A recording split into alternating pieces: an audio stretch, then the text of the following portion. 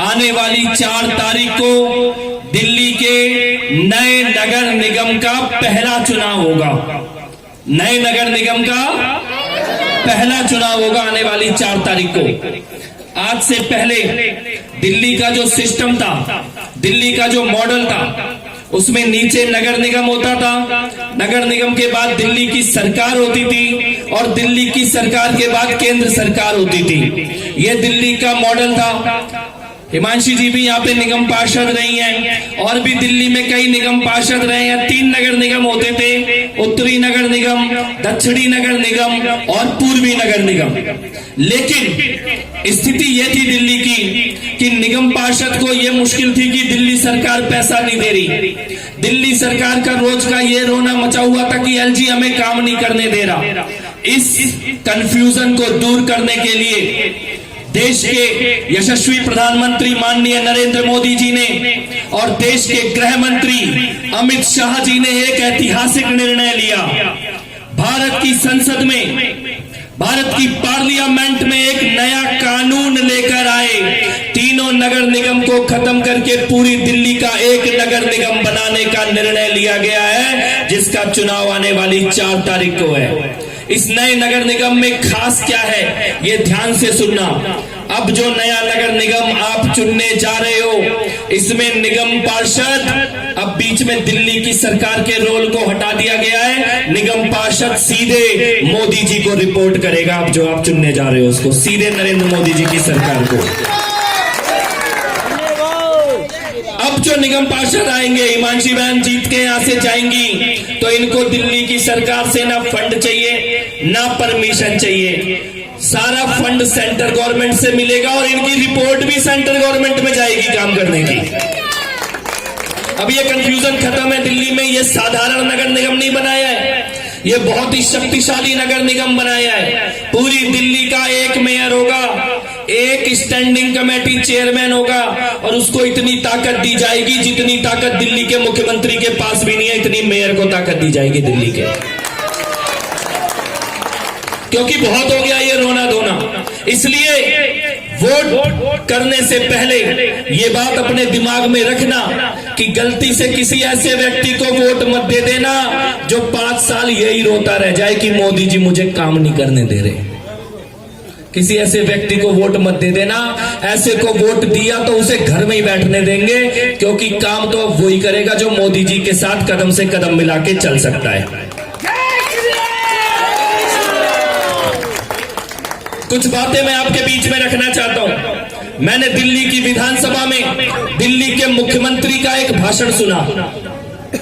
दिल्ली की विधानसभा में दिल्ली के मुख्यमंत्री ने भाषण दिया कि दिल्ली में 12 लाख युवाओं को नौकरी दी है। 12 लाख युवाओं को ये उन्होंने भाषण दिया। मैं आपसे ये पूछना चाहता हूं कि अगर पूरी दिल्ली में 12 लाख बच्चों की नौकरी लगी है तो 30-40 हजार बच्चों की नौकरी तो लक्ष्मी नगर में भी लगी होगी। लगी है क्या? पीछे तक बताना, तथ्यों पे बात करेंगे। लगी है क्या नौकरी? लगी है क्या? 10-20 हजार की लगी होगी, 4-5 हजार लोगों की। आपके जानने वालों में किसी की नौकरी लगी है क्या? तो दिल्ली का मुख्यमंत्री सच बोल रहा है कि झूठ बोल रहा है? सच बोल रहा है कि झूठ बोल रहा है? हमारे युवाओं के बारे में उनका दिया हुआ ये भाषण कि दिल्ली में 12 लाख लोगों को नौकरी दी है, ये सच है या झूठ है? इसलिए जब मुख्यमंत्री ने मेरे युवाओं के बारे में, दिल्ली के बेटे और बेटियों के बारे में इतना बड़ा झूठ बोला है, तो मैं आपको एक जिम्मेदारी देता हूं। आपके दरवाजे पर अगर आम आदमी पार्टी का कोई नेता या कार्यकर्ता वोट मांगने के लिए आए तो उससे बस इतना कहना कि भैया तेरा मुख्यमंत्री ना जब टॉयलेट की कुंडी लगाता है तो उसका भी विज्ञापन छपवाता है अखबार में। छपवाता है कि नहीं छपवाता? कह रहे दिल्ली बधाई मैंने कुंडी लगाई, दिल्ली बधाई मैंने कुंडी खोल दी। करता है कि नहीं करता?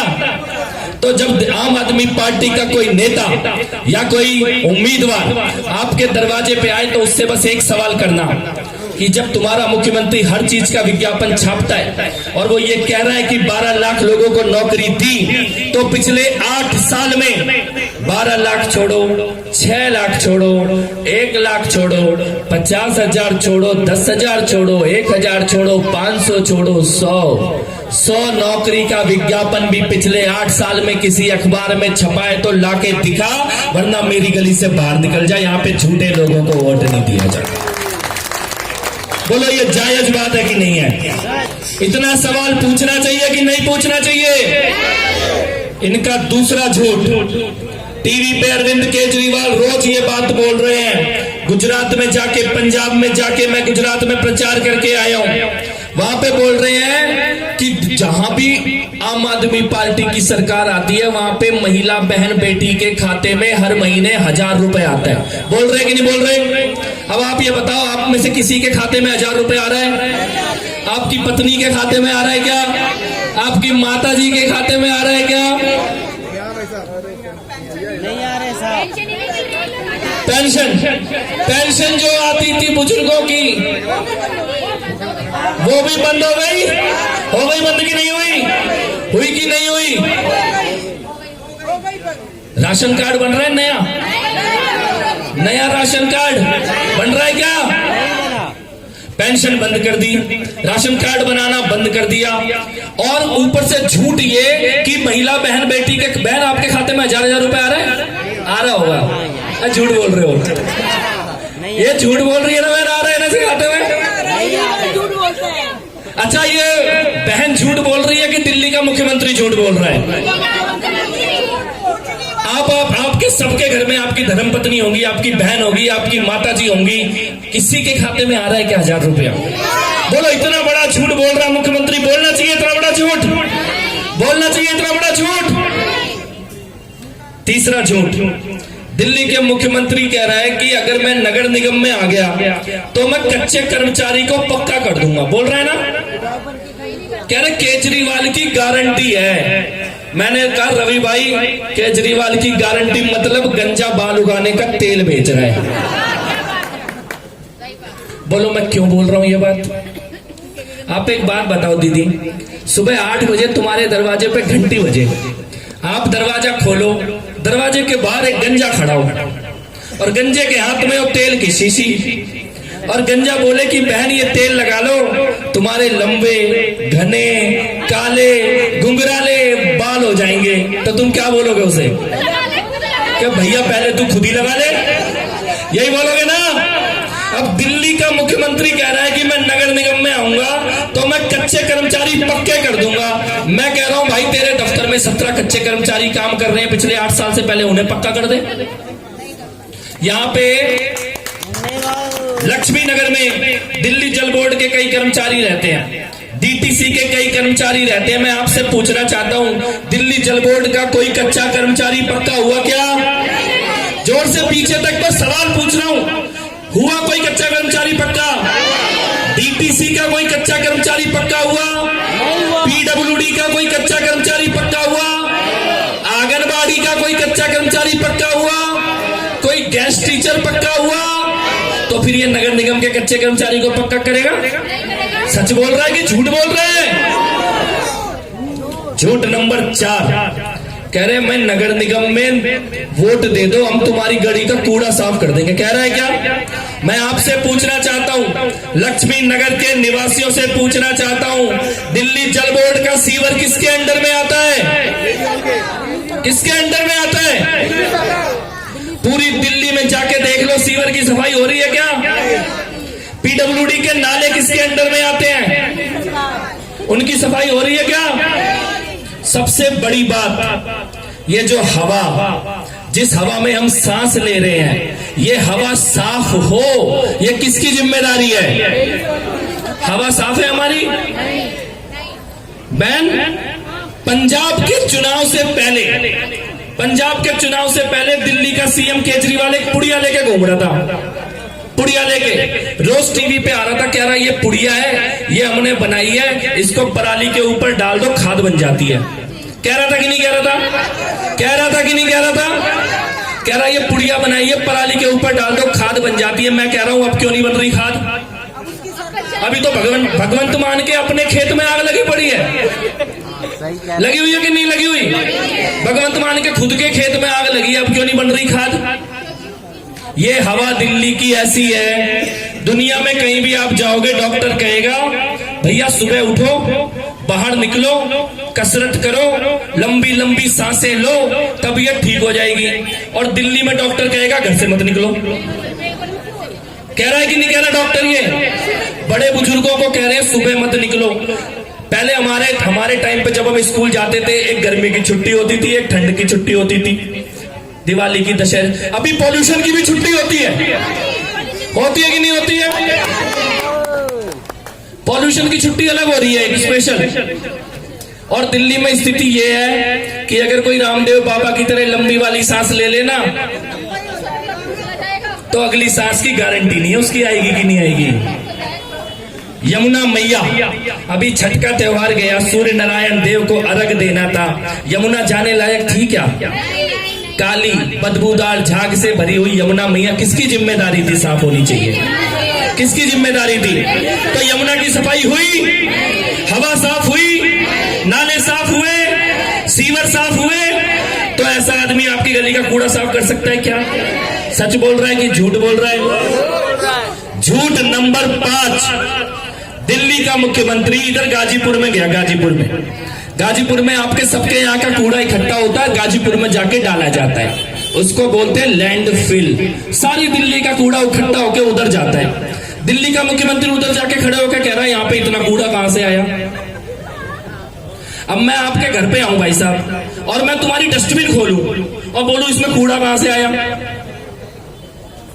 वो दिल्ली की डस्टबिन है ना, दिल्ली की डस्टबिन है ना, उधर कूड़े का ढेर लगा है, धीरे धीरे कम किया जा रहा है। पर मैं आपको ये कहता हूं, मुख्यमंत्री कह रहा है उधर कूड़ा भेजना बंद कर देंगे। पहले आपके गली में ढलाव होते थे, खत्ता होता था, खत्ता, कितना बुरा हाल होता था खत्ते का, बदबू, बीमारी, गंदगी। ये आम आदमी पार्टी कह रही है कि ढलाओ, वहां लैंडफिल में कूड़ा नहीं भेजेंगे, तुम्हारे घर के बाहर ढलाव बनाएंगे। बोलो बनने दोगे क्या ढलाव? बनने दोगे खत्ता? 250 खत्ते बनाने की तैयारी है दिल्ली में, 250 खत्ते, जिससे कि अखबार में फोटो छाप दे लैंडफिल में कूड़ा नहीं जा रहा। बनने दोगे दरवाजे पे कूड़ा घर? बनने दोगे खत्ता? बनने दोगे ढलाव? 250 ढलाव बनाने की तैयारी है। बहुत सोच समझ के वोट करना। और ये तो केजरीवाल के झूठ बताए हैं मैंने, अब बताऊंगा इनके पाप। इनका मंत्री सत्येंद्र जैन, किस किसने देखा है वीडियो मंत्री जी का? भैया पीछे तक जिसने देखा है मंत्री जी का वीडियो, किस किसने देखा? मंत्री जी जेल में क्यों है पता है? अभी से 2 घंटे पहले मैं बुद्ध विहार में था, रिठाला के पास बुद्ध विहार में। वहां पे उत्तर प्रदेश सरकार के जेल मंत्री आए हुए थे, बैठे थे मेरे साथ प्रजापति जी। तो मैंने कहा जेल मंत्री यहाँ पे बैठा है, हमारा जेल मंत्री तो जेल में है। मगर जेल मंत्री तो जेल में है और शराब मंत्री दारू के ठेके पे है कि नहीं है? वो जेल में क्यों है पता है? काला धन, मनी लॉन्ड्रिंग, हवाला, ब्लैक को व्हाइट करने की कोशिश का धंधा करना, इसके लिए जेल में है। और केजरीवाल कह रहा है इसको भारत रत्न दे दो। कह रहा है कि नहीं कह रहा? तो मैंने कहा भैया जब दूर दूर तक कोई चोर रोता है, कोई भ्रष्टाचारी रोता है, तो उसकी माँ कहती है बेटा मत रो, अभी केजरीवाल आके तेरे को भारत रत्न दिलाने की मांग करेगा। जेल में है वो एक अलग बात है, लेकिन जेल के अंदर क्या कर रहा है? मालिश करवा रहे। किससे करवा रहे? एक बलात्कारी से, खाली बलात्कारी से नहीं करवा रहा, एक ऐसे आदमी से करवा रहा है जिसने अपनी सगी बेटी की इज्जत पे हाथ डाला है।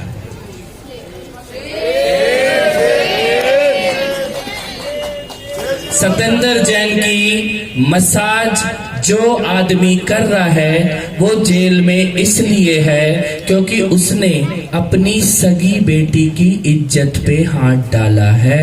बताओ ये पाप है कि नहीं है? ये पाप है कि नहीं है, मैं आपसे पूछना चाहता हूं। क्या ऐसे लोग हमारी बहन बेटियों की इज्जत कर सकते हैं क्या? कर सकते हैं क्या? ये पाप है कि नहीं? इस पाप का हिसाब किताब होना चाहिए कि नहीं होना चाहिए? इनका अगला पाप इनका मंत्री राजेंद्र पाल गौतम भीड़ बुला के दशहरे के दिन भीड़ बुला के कह रहा है मैं राम को नहीं मानता, मैं कृष्ण को नहीं मानता, मैं ब्रह्मा विष्णु महेश किसी को नहीं मानता, मैं गौरी गणपति को नहीं मानता। मैंने कहा हम तेरे को नहीं मानते।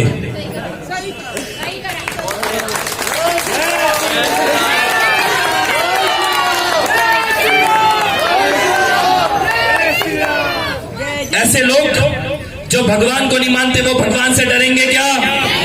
कोई पाप करने से पहले 2 बार सोचेंगे क्या? झूठ बोलने से पहले उनकी आंखों में शर्म आएगी क्या?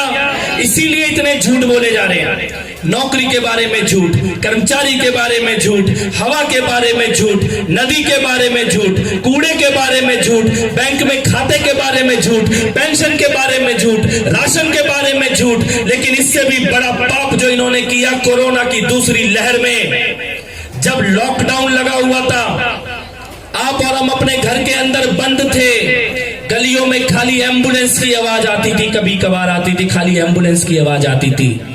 माता बहनें अपने अपने घर में मैया के सामने बैठी थी दिया जला के कि मैया मेरे पति की रक्षा करना, मेरे बेटे की रक्षा करना, मेरे भाई की रक्षा करना।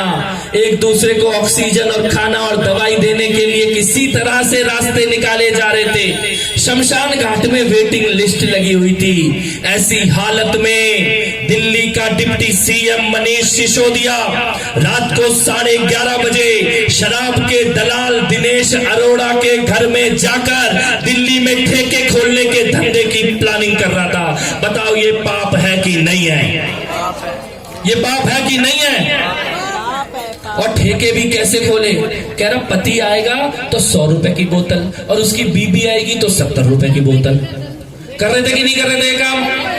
मैं आपसे एक बात पूछता हूं, घोटाले की बात, भ्रष्टाचार की बात, जांच की बात, ये सब पुलिस कर रही है। मैं आपसे एक बात पूछता हूं और जहां तक मेरी आवाज जा रही है, किसी भी पार्टी को मानने वाले हो, किसी भी धर्म को मानने वाले हो, अपने दिल पे हाथ रख के बस एक बात का जवाब दो।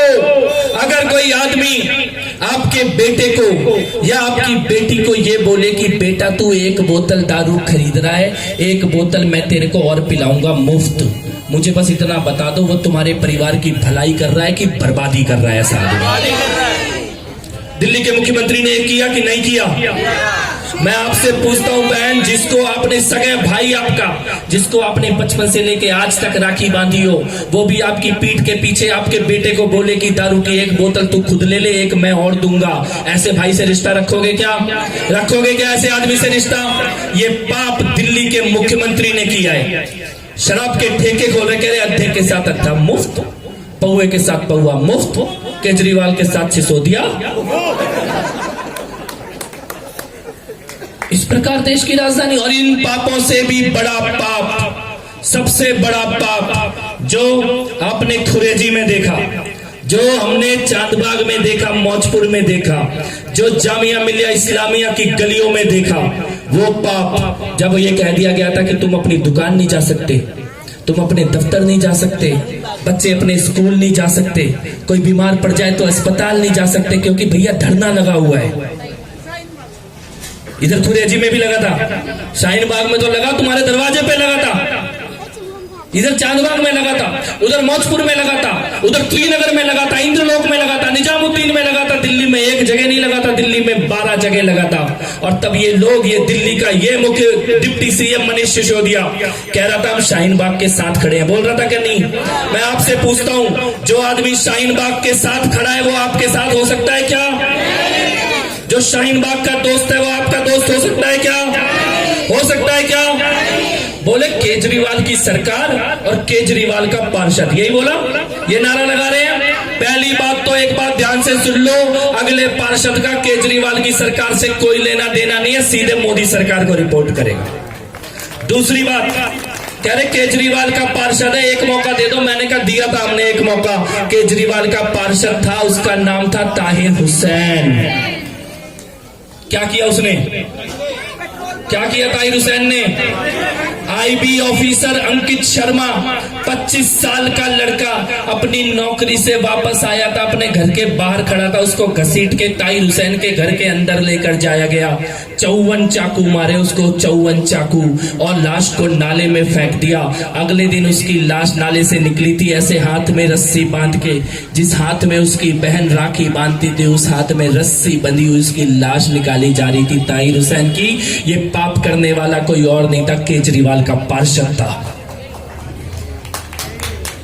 दिलबर नेगी उत्तराखंड का बच्चा 22 साल का, एक रेस्टोरेंट में नौकरी करता था, उसकी हत्या हुई। मैं उसके घर गया, उसकी बहनों से मिलने के लिए गया, माँ से मिलने के लिए गया।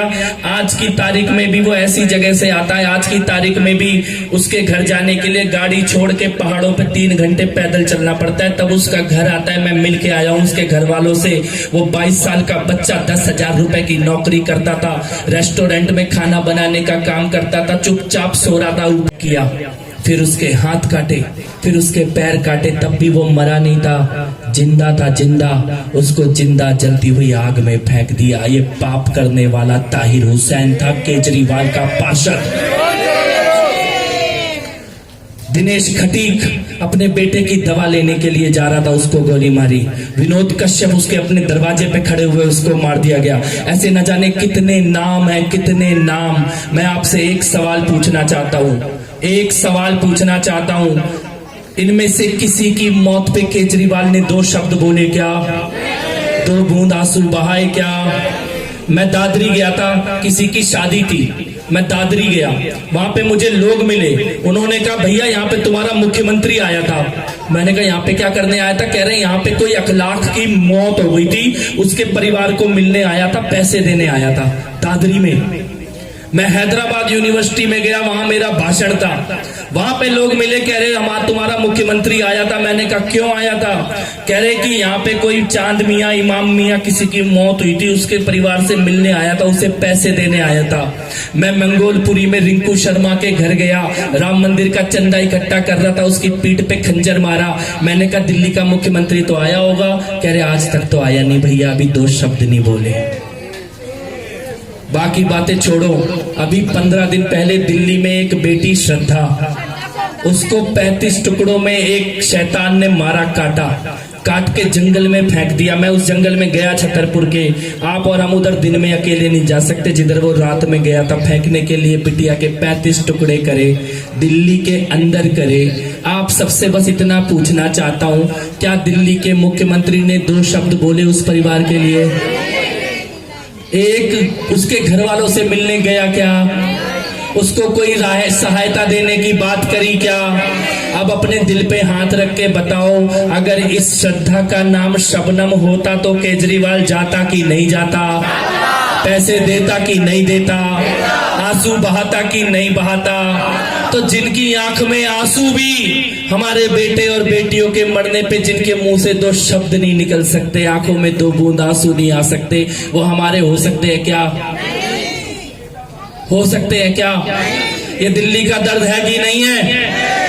अंकित शर्मा, दिलबर नेगी, दिनेश खटीक, विनोद कश्यप, ध्रुव त्यागी, डॉक्टर नारंग, रूप बेसोया, कितने नाम गिनाऊं दिल्ली के बच्चों के, जिनके दरवाजे पे कोई दिल्ली की सरकार से पूछने नहीं गया मरने के बाद कि क्या हुआ है।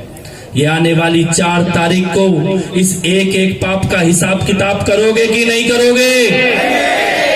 मैं कहना चाहता हूं, इस दिल्ली ने बम चलते हुए देखे, गुलेल चलती हुई देखी है, बसों में आग लगती हुई देखी है, अपने बेटों की हत्या होती हुई देखी है। सब करने वाले लोग केजरीवाल के पार्षद थे, सब करने वाले लोग।